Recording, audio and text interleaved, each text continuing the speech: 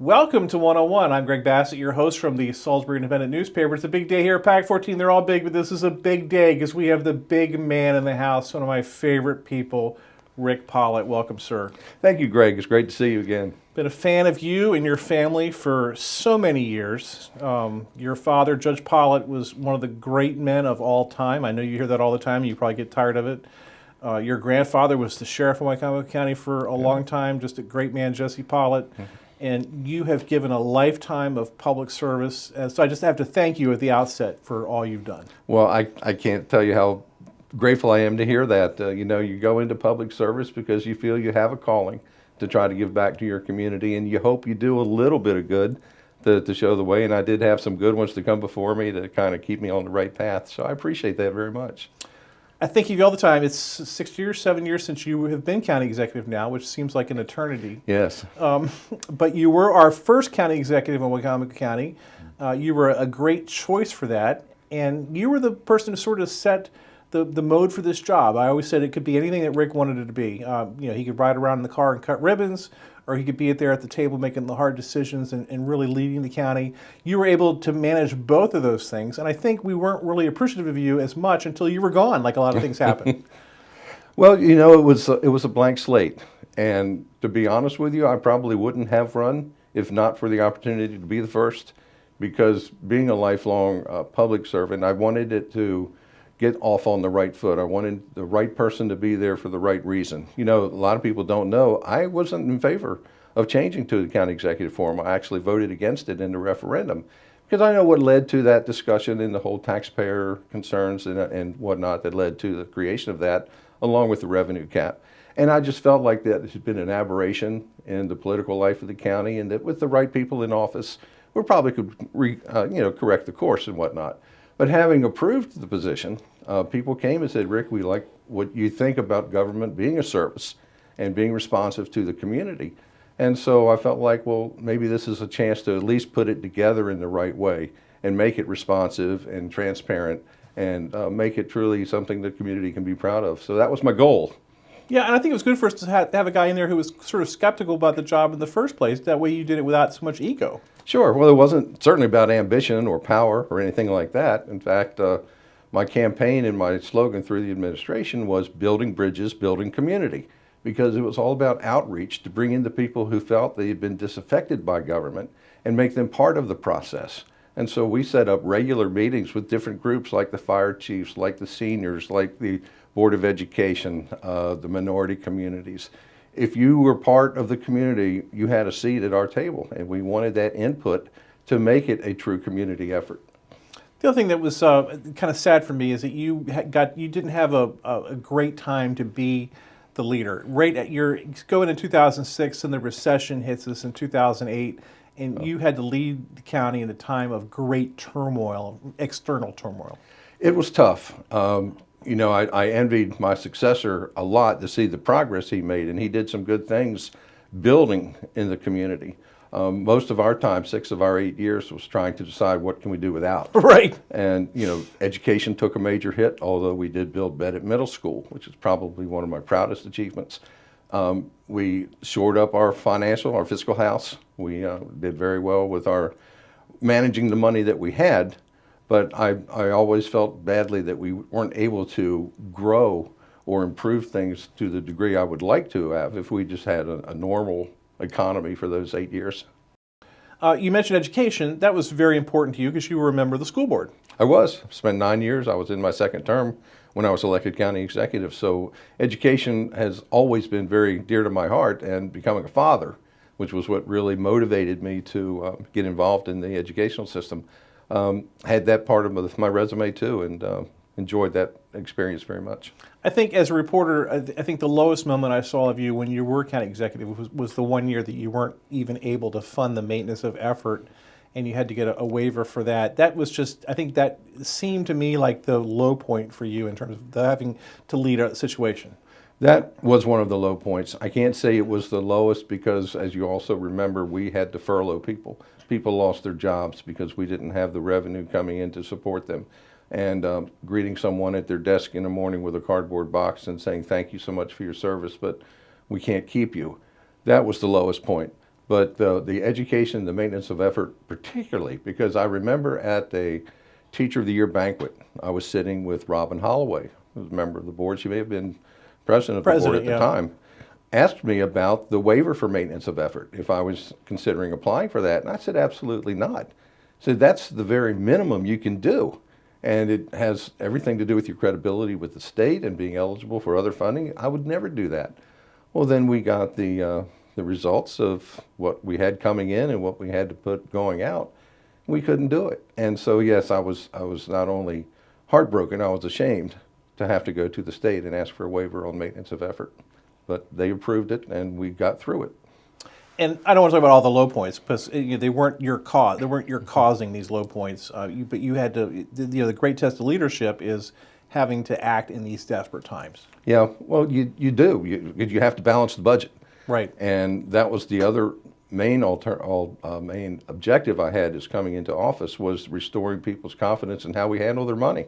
I used to tell people, we didn't create the county executive position as the result of some great intellectual exercise. It was a protest against the county council form of government because of what they had done with the property taxes. And so I had to show that we had the proper respect for the taxpayers and their role in the system, and to be very careful with how we handled their money. And so when the recession came, we still had to balance the budget, and we had reserves built based on years of prudent fiscal management. But we did our best to manage with what we had. You've heard me say we improved our bond rating in New York 3 times, even during the depths of the recession, which pays back when you go out to borrow money to build Bennett Middle School and others. We get the great interest rate, saving us hundreds of thousands of dollars. So I'm very pleased with how we handled the hand we were dealt, but it certainly wasn't easy. Put some great projects in the pipeline. You mentioned Bennett Middle. Bennett High School actually came through in the beginning.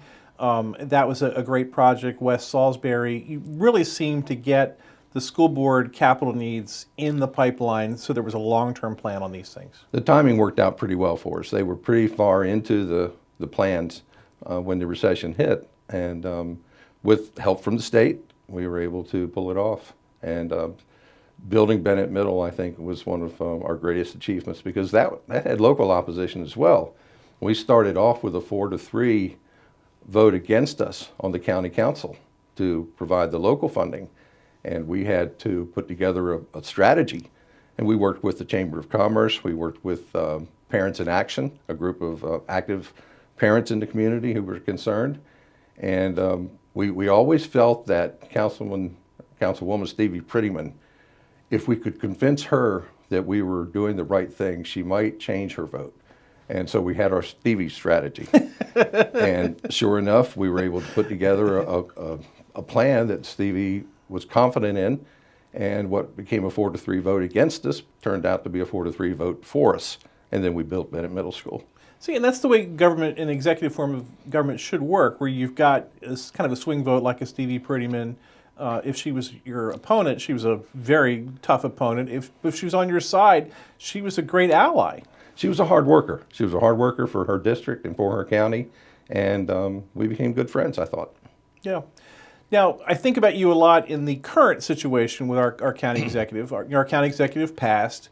The council, in the part of the bizarre situation with the charter, had an opportunity to appoint someone. They appointed someone who declined the position. Then they couldn't agree.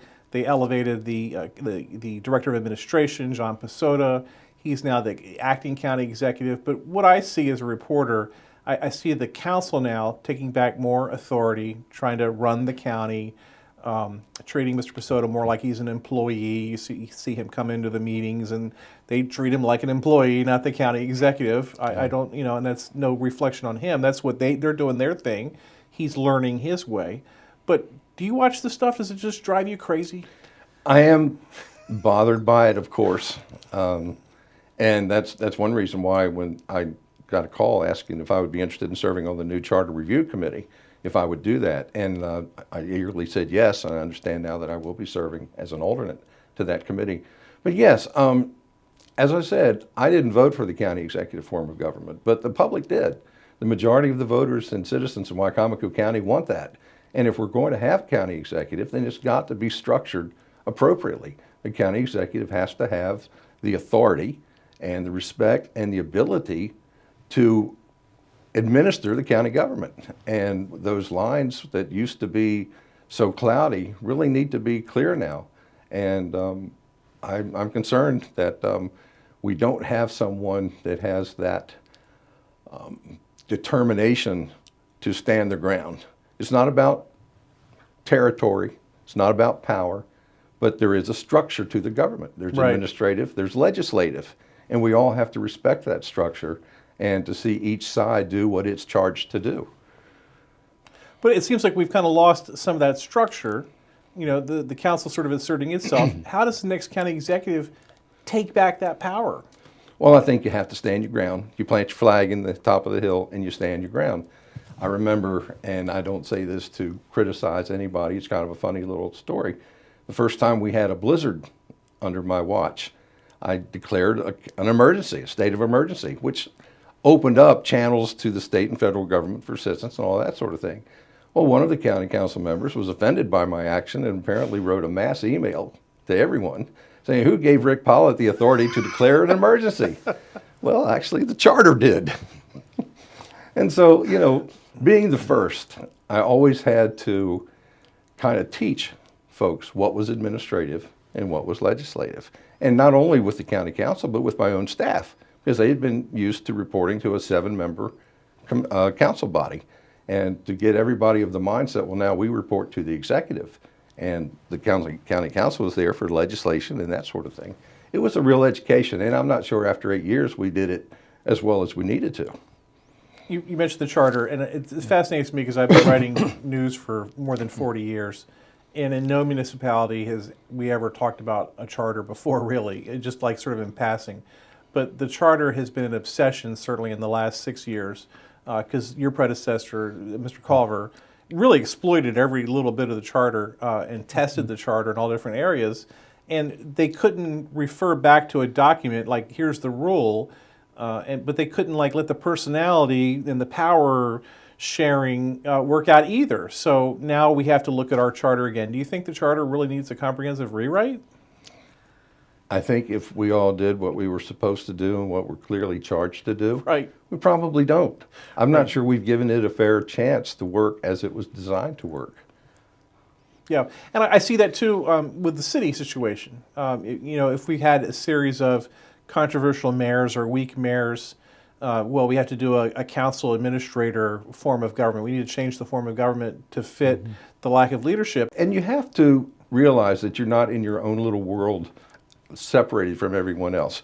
I was very happy that while John Cannon was president of the county council, we met almost every week just to keep the doors open between our different offices so that there were no surprises. John and I would meet with Matt Kramer, his director, and Wayne Strauss, or first Ted Shea, and then Wayne Strasburg, who was our director of administration.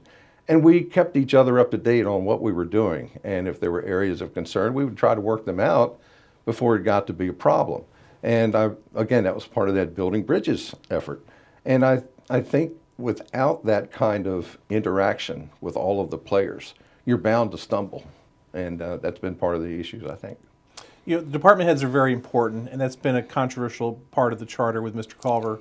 But one of the things that the department heads all unanimously have said to me about you and your leadership was that you respected their jobs and you let them do your jobs. You didn't nitpick their jobs. You held them accountable, but you knew that they knew best, like the public works director, he knew engineering, you didn't. Of course. So you let him do his job. Absolutely. And when you've got talented people that you respect and you know that they know what they're talking about, it's easy to give them the lead and let them propose what they want. Now, you don't always accept everything.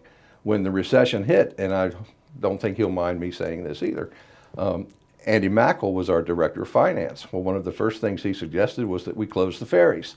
He says, they cost us money, they're not going to work, we can do without the ferries. I said, absolutely not. Those ferries were there before Wicomico County came along, and I'm not going to be the one to close them. And keeping the ferries open kind of became our symbol of making things work, because we were just not going to do that. And so, yeah, there is a time when you have to stand your ground, but you get good people and you encourage them, give them the tools they need to do their jobs. You don't have to tell them everything to do. You came from a planning and zoning background. That was your first job. And I know whenever land use was being discussed, you would really light up about that. You love talking about land use. Well, I do, and it's something that it's the one investment we make in the kind of quality of life our children are going to have. We've always on the Eastern Shore had a very skeptical viewpoint of those in Annapolis or Washington coming over and telling us how to best use our land. So I've always advocated strong local decisions, local input, and local considerations. But yeah, I want my children and grandchildren to grow up in a Wicomico County similar to the one I did, with the beautiful open spaces, the ability to go out and lose yourself in the woods and take a canoe ride, and all of those things. But again, balanced with what you need to have in the way of economic opportunity. That's why you zone things. You put commercial areas together, and you put the residential and the wilderness areas together, and you try to stick by a plan. You live down in Allen. Your love of Allen is really apparent. Well, that might be the Irish in me. I'm the 9th generation in Allen. You all still live in the same house. I live in the house I grew up in, right across from the cemetery. I can stand on my front steps and see all the folks that came all the before dead me. Pollitts are right across the street. See where I'm going to be. I told my wife my next move is right across the street. Although this is funny too. Once we got our first little GPS thing in the telephone, and you'd program home when you were away. And sometimes I would leave it on just for fun. Well, I'd be coming home, and as I turn up the road to go to my house is on the right, the cemetery's on the left. Well, the little voice in the box would say, "Arriving at destination on your left." I said, "Whoa, not yet." Not yet.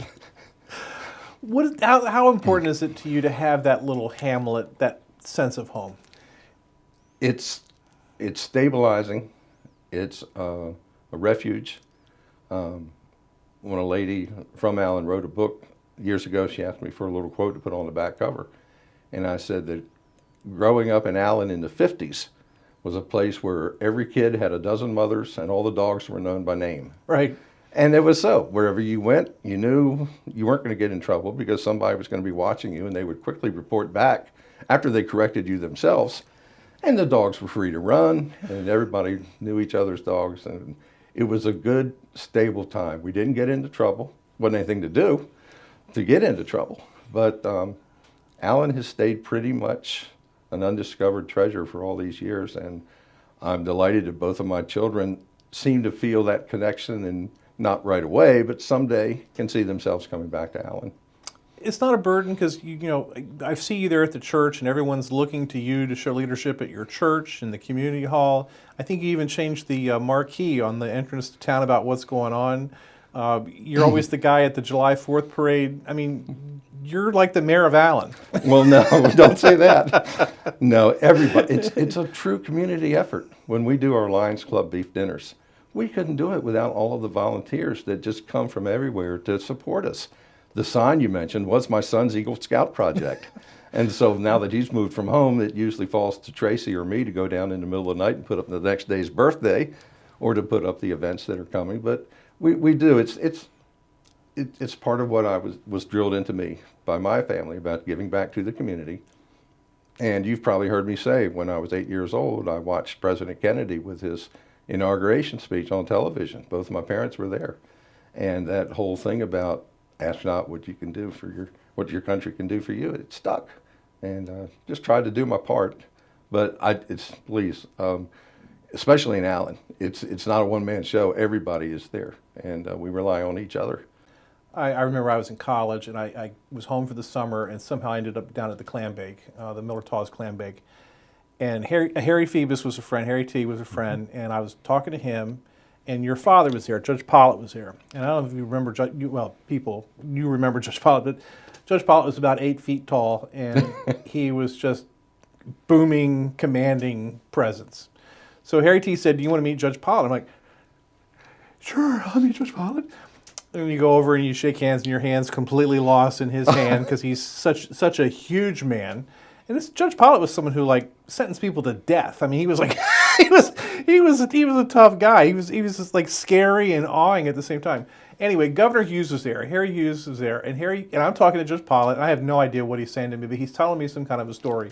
and Harry T's there, and Harry Hughes walks up. So I'm like, okay, he's going to stop talking to me now and start talking to the governor. And Harry Hughes was trying to interrupt what Judge Pollitt was saying, and your father turned and said, "Damn it, Harry, I'm telling a story."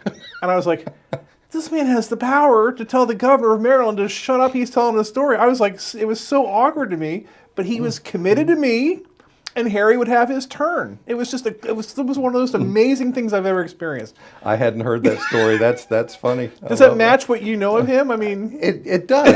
It does. And it reminds me that when he retired, someone asked him about what his most important case was. And he said, well, to the people in front of you, they're all important. I mean, from what you might consider minor issue, for that family, that was their big deal. And I tried to treat everybody as if their case was the most important case in front of me. And that's he had what that it was. respect That makes for sense others. now. Yeah. So yeah. But when you mention Harry Hughes, I love the story when the primary, when Harry Hughes and Harry McGurk, the senator from Baltimore City, and Harry Kelly, the mayor of Ocean City. Soft shoes, Harry McGurk, yes. They were all three running for governor in the Democratic primary. Well, Dad, being a judge, couldn't participate in politics anyway. So he fashioned a button that he was able to wear that said, "I'm for Harry." That way you went on all sides. There you go. And before the show, we were talking about your grandfather, Jesse Pollitt, who was the sheriff of Wicomico County. And you mentioned that your grandmother cooked for the jail. And, Yes. and it's so funny because I hadn't thought about that. But I remember when I was a kid, people, we lived on the farm, and they were talking about who to vote for sheriff. And that was one of the points of the election.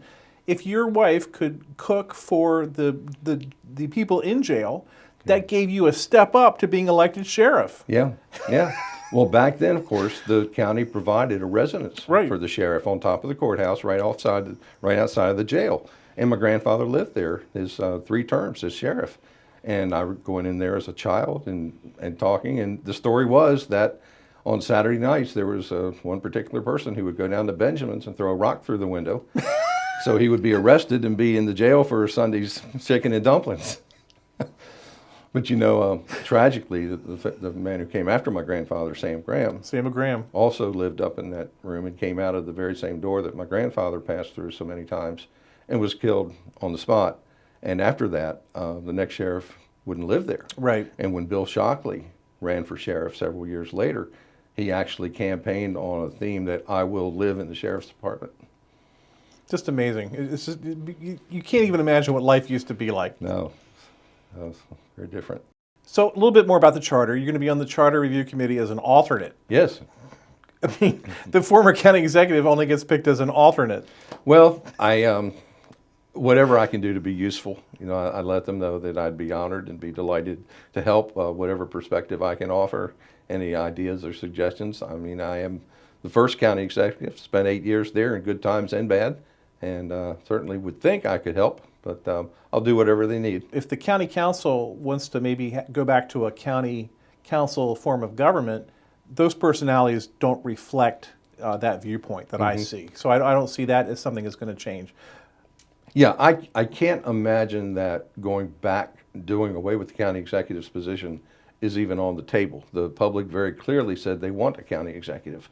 And I think it behooves all of us that are involved in whatever capacity. If we're going to have a county executive, then we need to do it right, and we need to make it work as the executive's position is supposed to do. And there's plenty of models around the state where counties have successfully transitioned to county executives, and there's a lot we can learn from the experience of others. And what I also see is that in the years since you've been gone, the county council, without a charter review committee, has implemented, I think, 11 different charter amendments. And pretty much all of those have been designed to sort of water the authority of the county executive. Well, and this might be unfair, but I think that came as a result probably of the lack of a strong relationship between the county council and my successor. And possibly with the right people in office, you wouldn't have those snags. As I say, constant communication can overcome a lot of hurdles. And I know that you've got to have respect for the other guy's position and what their job is. And if a group is going to legislate, then they need to have the tools and the information to be able to do that successfully. So it's about working together. You can't do anything other than collaborate and cooperate if you're going to actually win. What do you say to people like me who miss your temperament and your intelligence, your ability, who want someone like you, if not you, well then you, to be the county executive again? Well, I don't intend to run for office again. You know, I offered myself, and 2 times they said yes, and the last time they said they wanted to go somewhere else. I'm available for whatever coaching I can offer, any perspective or encouragement.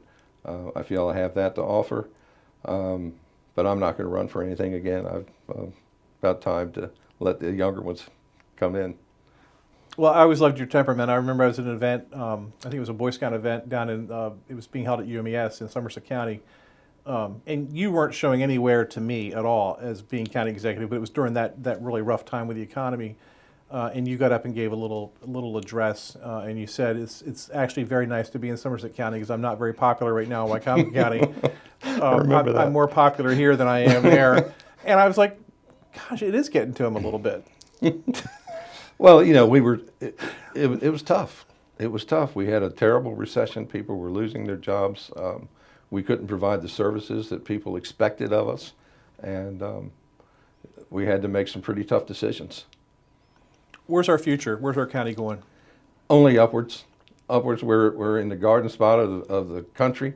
We're on the middle of the eastern shore of Maryland with the ocean on one side, the Chesapeake Bay on the other. Doesn't get any better than that. We've got good people. We've got strong common sense, inborn, inbred. We're all patriotic Americans. There's just no way, if we can just get over ourselves and start thinking about the greater good, looking at things from a community perspective and not how this helps me or my party. I always said political parties at our level just get in the way. We have Democrats and Republicans, and it used to be there was a strong platform behind that. Heck, the Republican Party doesn't even have a platform now. At their convention, their platform is basically whatever Donald Trump says. So I think maybe the parties, especially locally, have become irrelevant. But we've got to start looking at things of how we do build our community. How do we take advantage of all of God's blessings on the Eastern Shore and make sure we turn them over to the ones that come after us? We can do that. We've got the character to do it. We've got the talent to do it. We've just got to get over ourselves sometimes. He's Rick Pollitt. He's our former county executive. We miss him immensely, and we're so thrilled he had time to come in here with us today. Thanks so much, Rick, for being here. Thank you, Greg. It's been a treat to be with you. Thank you. I'm Greg Bassett from the Salisbury Independent newspaper. Another session of 101 right here on PAC 14.